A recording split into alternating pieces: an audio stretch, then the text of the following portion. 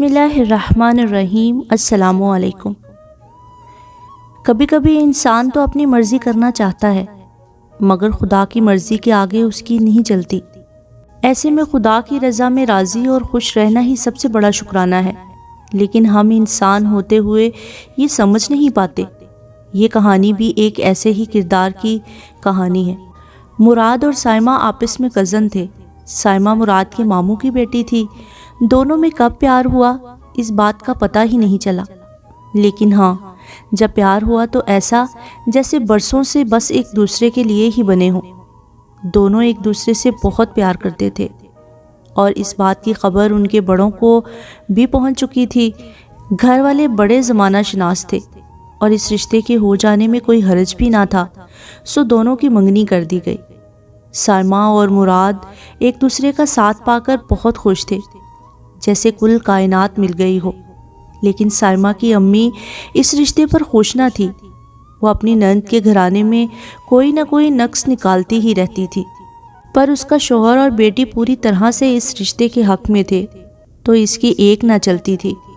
خیر، جیسے تیسے وقت گزرتا گیا اور آخر 6 ماہ گزر گئے تو مراد نے کسی نہ کسی طرح ملک سے باہر جانے کی جدوجہد میں کامیابی حاصل کر لی اور سائمہ سے اپنے اور اس کے بہترین مستقبل کا کہہ کر اجازت لے لی کہ 1 سال بعد واپس آ کر شادی کروں گا اور شادی کے بعد میں تمہیں اپنے ساتھ ہی باہر لے جاؤں گا۔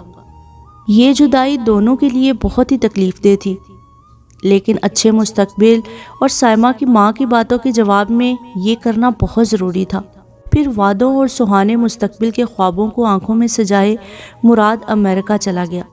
مراد اور سائمہ نے اس وعدے اور اعتبار کے ساتھ جدائی کے دن گزارنا شروع کر دیے کہ جلد ہی ہمیشہ کے لیے ایک ہو جائیں گے۔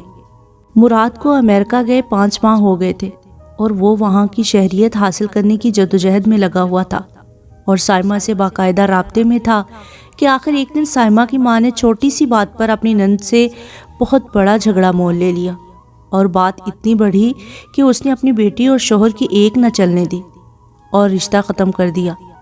سائمہ تو جیسے ٹوٹ کر رہ گئی اور مراد کا جو حال تھا بیان سے باہر تھا۔ ایک تو وہ پردیس میں اپنوں سے دور اور دوسرا اس کی محبت اس سے چھین لی گئی تھی۔ حالات ایسے تھے کہ وہ امریکہ چھوڑ کر بھی نہیں آ سکتا تھا کیونکہ اس کی شہریت کے کاغذات آخری مراحل میں تھے، لیکن وہ اس کے باوجود اپنے پیار کو چھوڑنے پر راضی نہ تھا اور فوراً واپس آنا چاہتا تھا۔ سائمہ نے اسے تسلی دی کہ وہ نہ آئے کیونکہ وہ اس کا انتظار کرے گی اور کبھی کسی اور کی نہیں ہوگی۔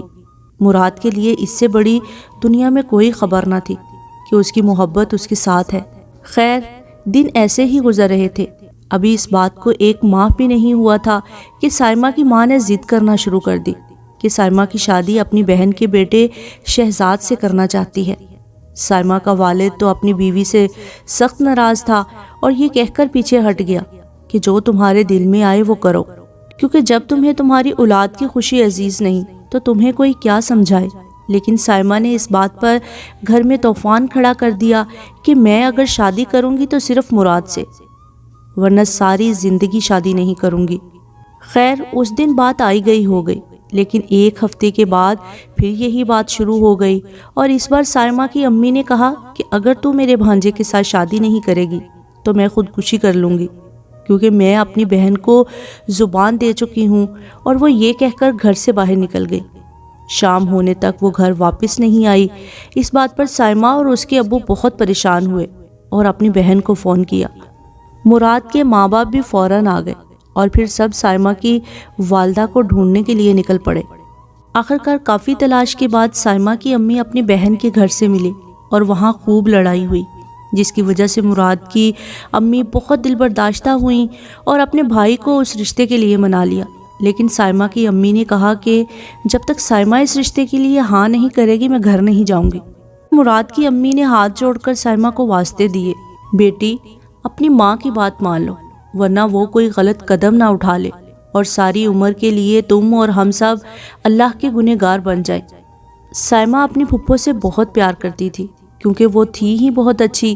یوں سائمہ نے ماں کی ضد کو پورا کرنے کے لیے ایک ایسا منصوبہ بنایا جو کسی کے وہم و گمان میں بھی نہ تھا اور شادی کے لیے ہاں کر دی۔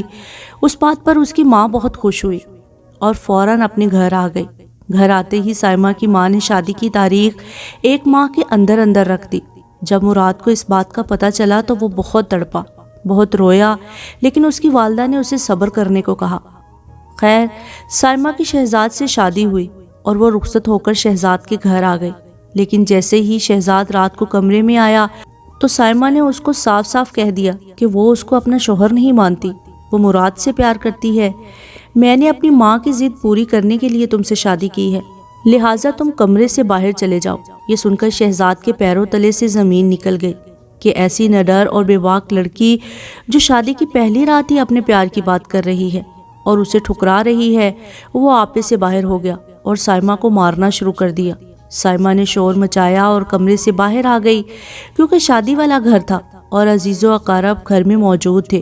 یہ بات خوب پھیلی۔ اگلے دن سائمہ واپس اپنے میکے آ گئی۔ شہزاد نے اس بات کا بہت برا منایا، وہ کسی طور پر نہ مانا اور سائمہ کو طلاق دے دی۔ اب سائمہ کی ماں کو اپنی غلطی کا احساس ہوا کہ یہ اس نے کیا کیا، اپنی بیٹی کی خوشی نہ دیکھی اور اپنی ضد اور انا میں خود کو سارے خاندان میں تماشا بنا لیا۔ سائمہ نے امریکہ میں مراد کو فون کیا اور کہا کہ جلد واپس آؤ اور مجھے شادی کر کے لے جاؤ، کیونکہ اب میں اور تم سے دور نہیں رہ سکتی۔ سائمہ کی یہ بات سن کر مراد بہت خوش ہوا کہ اس کی محبت اس کے ساتھ ہے اور سائمہ نے اپنے پیار سے وفا کرتے ہوئے آج بھی اسی کی رہنے کے لیے یہ سب کیا۔ مراد نے اپنے گھر فون کیا اور اپنی ماں کو منانا چاہا، لیکن وہ اپنی بھابھی کی ضد کی وجہ سے دوبارہ رشتہ لے کر جانے پر راضی نہ ہوئی۔ لیکن دوسرے ہی روز اس کی بھابھی اور بھائی خود ان کے گھر سائمہ کا رشتہ لے کر آ گئے۔ سائمہ کی امی مراد کی ماں کے پیروں میں بیٹھ گئی کہ مجھے معاف کر دو، میں نے بہت بڑی غلطی کی ہے۔ خیر، مراد کی امی بہت اچھے دل کی تھیں، اس نے فوراً اپنی بھابھی کو اٹھایا اور اپنے گلے سے لگا لیا۔ یوں سائمہ اور مراد کا رشتہ دوبارہ پکا ہو گیا۔ اس کے ساتھ ہی 15 دن کے اندر شادی کی تاریخ بھی مقرر کر دی گئی۔ سائمہ اور مراد تو بہت ہی خوش تھے، خاص طور پر مراد، کیونکہ اس کو اپنی کھوئی ہوئی محبت واپس مل رہی تھی۔ خیر، خدا کر کے شادی کے دن قریب آئے۔ شادی سے 4 دن پہلے، جس دن مراد کو واپس آنا تھا، اس کی گاڑی کا امریکہ میں ایکسیڈنٹ ہو گیا اور وہ شدید زخمی ہو کر ہسپتال میں پڑا تھا۔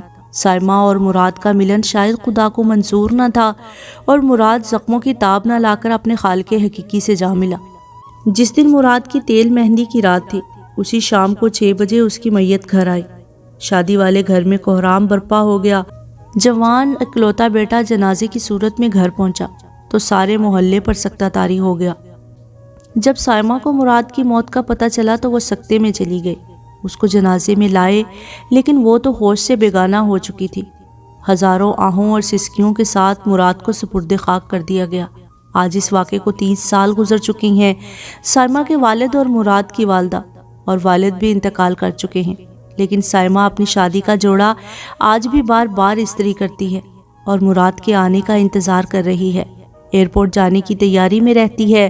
وہ بوڑھی ہو چکی ہے اور اس کی والدہ بہت ضعیف ہو چکی ہیں، لیکن ہر روز نہ چاہ کر بھی وہ اپنے جینے کی دعا کرتی ہے، کیونکہ وہ جانتی ہیں کہ اس کے بعد اس کی پاگل بیٹی کو کون سنبھالے گا۔